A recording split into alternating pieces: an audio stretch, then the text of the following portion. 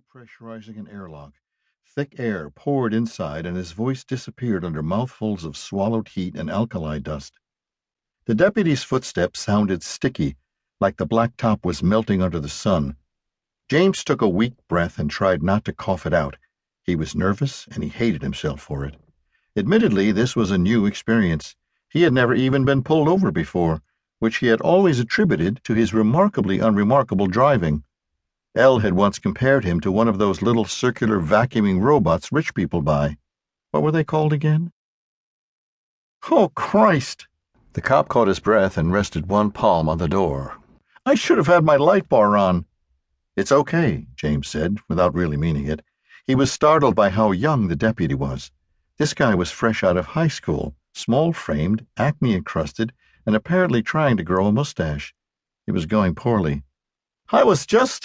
This road gets 3 cars a day, tops. Shoot, sorry.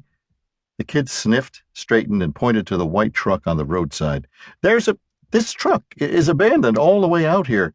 Doors unlocked, engine running, $40 in a money clip in the center console, like some guy stepped out to take a leak and never came back. Just sitting here, abandoned on the shoulder. Parked on the shoulder? Elle cocked her head. Maybe he was on to something. James inflated his fake smile. Deputy Doogie Howser didn't notice. He had a strange way of speaking. He overinflected the first word of every sentence to deliver every idea like a PowerPoint bullet, almost like he was hiding an accent. He apologized again and again and asked if they had seen anyone hitchhiking or walking along the roadside. Of course they hadn't. The nearest town was Mosby, a shit-splat silver mine burg the deputy estimated to be 11 clicks east. Why go by kilometers, James wondered.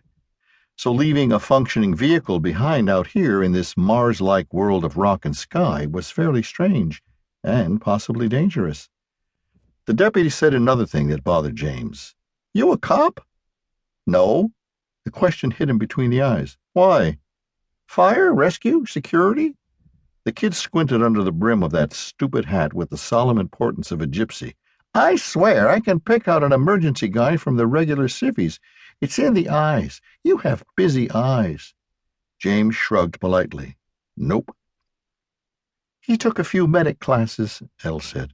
A long time ago. Nah, the deputy sighed. That doesn't count. Says the cop in the sombrero, James thought.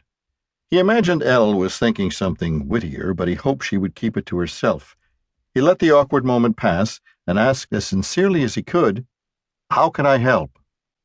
Deputy Doogie Howser's eyes thinned. You see anyone walking alone out here on the side of the road, elderly, confused, whatever, you call me. This desert eats people. It's a big county, and we're a small department. How small? You're talking to 50% of it. Then, with a polite farewell nod, the cop turned and paced back to his patrol car, his size 8 boots slurping on the molten blacktop. And he's like 30% hat, Elle whispered. James nodded absently, watching. This desert eats people. The door thumped like a gunshot. Brake lights lit up as the deputy squeezed his car off the road and motioned them through with a circular wave. James rolled up his window and raced on past, again sneaking a sidelong glance at that mysterious white truck. Nothing special about it. Its windows blazed with reflected sunlight, rendering the interior unknown. He caught a flash of a bumper sticker, MPR, stenciled in all caps, and in another flash the truck was behind them, going, and gone forever. For a while he idly wondered what MPR stood for. Mexican Public Radio? As the highway curved through more bends, the granite grew sharper and poked through the earth like a bone-tearing skin. James made a point to check every shadow and scan every stretch of plains for a humanoid walking figure, just in case. He wasn't a paramedic, not even close, but he knew just enough to be useful in a crisis and to wish he hadn't been a salesman instead. Elle exhaled. Good thing you drive like a Roomba, honey. He nodded. Roomba, that's what they're called. Uncomfortable silence descended, and the tedium of the road took over again. In another few minutes they would revert to the unhappy people they had been before this little distraction, sharing cold pauses under the hum of tires on pavement. That little jolt of adrenaline had been nice, he realized, and he wished for a little more.